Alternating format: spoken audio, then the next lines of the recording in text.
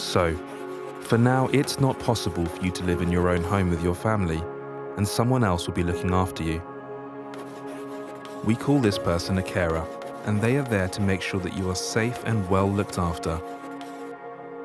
When you're told this, it can be confusing and sometimes scary, and that's totally normal. It is really important that you know that this is not your fault and that everyone is working to support you because you are important and deserve the best possible care. This video has been made for someone like you who has come into care for the first time.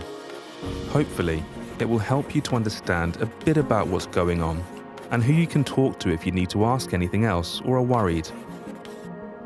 Your social worker is the person who arranged for you to stay with your carer. It is the social worker's job to make sure that you are well cared for and talk to you about anything that's on your mind. Carers are people who look after children and young people when it is not possible for them to stay in their own home. It could be one person, a couple of people, or a whole family who welcome you into their home. It might be someone you already know, like a family member, an aunt for example, or someone you'll meet for the first time. Some children will live with just one carer, but others may live with more than one carer until they are settled. Some children will stay close to home, and some may live far away.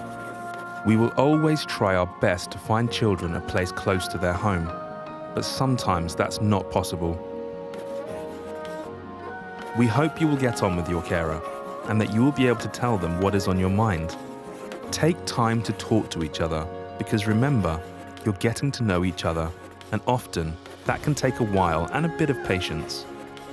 Your carer will welcome you into their home and make sure that you have what you need to be comfortable. You can tell them if there are things that are important to you. For instance, if there's a food you don't like. In the same way, they might tell you things that are important to them, like rules they stick to around the house. It is better to have those conversations as soon as possible and have things out in the open rather than keep it all inside. Your social worker can help you to ask your carer questions too and help them to understand if something is on your mind. You may be missing your family, and both your carer and your social worker will understand that. Your carer is not trying to replace your family. They and we know that your family is important to you. If you want to, and it is safe to, your social worker will support you to see your family. There are some other adults you might meet along the way. They're all part of your very own team, put together to make sure you're looked after properly and nothing gets missed.